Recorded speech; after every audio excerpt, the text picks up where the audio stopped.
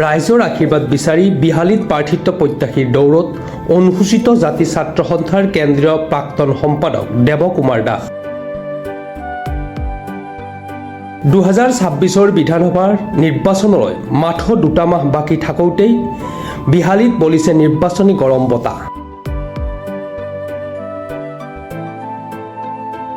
এই ক্ষেত্ৰত একালৰ শক্তিশালী ছাত্ৰ নেতা অনুসূচিত জাতি ছাত্ৰ সন্থাৰ কেন্দ্ৰীয় প্ৰাক্তন সম্পাদক দেৱকুমাৰ দাসে ইতিমধ্যে বিহালীত জাতীয় কংগ্ৰেছ দলৰ প্ৰাৰ্থিত্ব প্ৰত্যাশীৰ দৌৰত বিহালী সমষ্টিৰ বিভিন্ন অঞ্চলত নিজৰ স্থিতি শক্তিশালী কৰিবলৈ প্ৰতিদিনে প্ৰচেষ্টা অব্যাহত ৰাখিছে।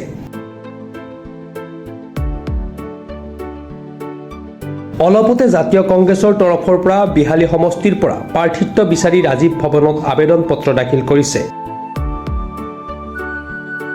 উল্লেখ্য যে কংগ্ৰেছ দলৰ পৰা যদি টিকট লাভ কৰি বিধায়ক হিচাপে নিৰ্বাচিত হ'লে বিহালীৰ চাহ শ্ৰমিকৰ হাজিৰা বৃদ্ধি কৰা, নিবনুৱা সমস্যা সমাধান কৰা, হাতী মানুহৰ সংঘাতৰ প্ৰতিৰোধ কৰাৰ উপৰিও সাহিত্যিক বুদ্ধিজীৱীৰ লগত বিহালীৰ সমস্যাসমূহ সমাধানৰ বাবে কাম কৰাৰ ইচ্ছা প্ৰকাশ কৰা বুলি মন্তব্য প্ৰদান কৰিছে সংবাদ মাধ্যমৰ সন্মুখত। আপোনালোক সকলোকে নমস্কাৰ। মই দেৱকুমাৰ দাস, 71 নং বিহালী বিধানসভা সমষ্টিৰ ভাৰতীয় জাতীয় কংগ্ৰেছৰ পৰা মই প্ৰাৰ্থিত্ব প্ৰত্যাশী। মই আপোনালোক সকলোকে নতুন বছৰৰ শুভেচ্ছা জনাইছোঁ। আগন্তুক দিনবিলাক আমাৰ সকলোৱে ভাল হওক, সমন্বয় সম্প্ৰীতিৰে বিহালী আমাৰ সকলো ৰাইজৰ মাজত এক ঐক্য আৰু সাম্যমৈত্ৰী গঢ় লৈ উঠক।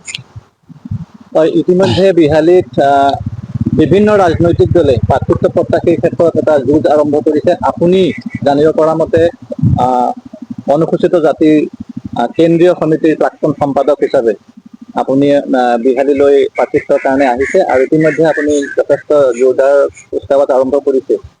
এই ক্ষেত্ৰত ৰাইজৰ সঁহাৰি কেনেকৈ পাইছে?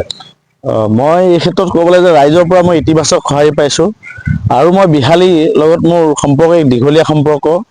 মই 2008 চনৰ পৰা মই সদৌ সমন্বয় ছাত্ৰ সন্থাৰ দায়িত্বত থকা সময়ৰ পৰা মই বিহালীৰ লগত এটা সুসম্পৰ্ক বৰ্তাই ৰাখিছোঁ আৰু 2016 চনৰ মই বিধানসভা নিৰ্বাচনতো চিন্তা চৰ্চা কৰিছিলোঁ এই বিষয়ত। সেই সময়ত আমাৰ জ্যেষ্ঠ কংগ্ৰেছ নেতা আমাৰ প্ৰেমলাল গুঞ্জনে এক আলোচনা আৰম্ভ হৈছিল আৰু সেই সময়ত যি ৰাজনৈতিক পৰিৱেশ আছিল বা জনসাধাৰণৰ যিটো ৰায়দান আছিল, সেয়েহে মই কিছু ক্ষেত্ৰত থমকি ৰ'ব লগা হ'ল।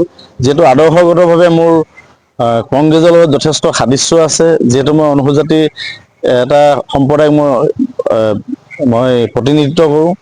গতিকে মই ভাবোঁ যে বিহালী সমষ্টিবাসী ৰাইজৰ মাজলৈ ইতিমধ্যে মই দ্ৰুতগতিত আগবাঢ়ি গৈছোঁ। ৰাইজৰ লগত বিভিন্ন ধৰণৰ ক্ৰীড়া, সাংস্কৃতিক, সামাজিক অনুষ্ঠানৰ মাধ্যমেৰে আৰু বিভিন্নজনক মই ব্যক্তিগতভাৱে সাক্ষাৎকাৰ কৰিছোঁ।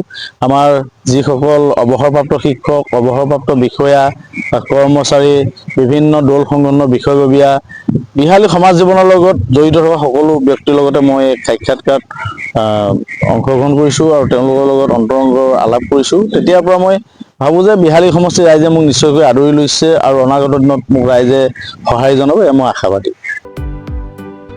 বিশ্বনাথৰ পৰা ৰমেশ চন্দ্ৰ চৰেন ৰিপৰ্ট, প্ৰাতঃ টাইম ডিজিটেল। অসমৰ সংবাদ জগতখনৰ বাবে এক সুখৰ খবৰ।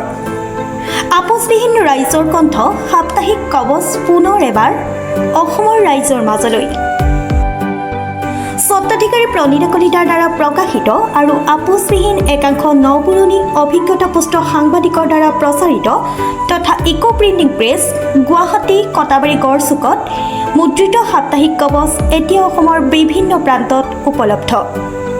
আমাৰ ঠিকনা মুখ্য কাৰ্যালয় অসম ফৰেষ্ট স্কুল, হৰি মন্দিৰ পথ, গুৱাহাটী আৰু উপ কাৰ্যালয় কলিতা মাৰ্কেট, বিজয়নগৰ, কামৰূপ, অসম।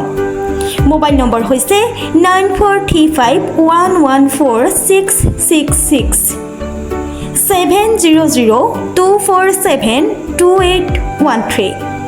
আমাৰ ইমেইল আইডি হৈছে kobos2025@gmail.com।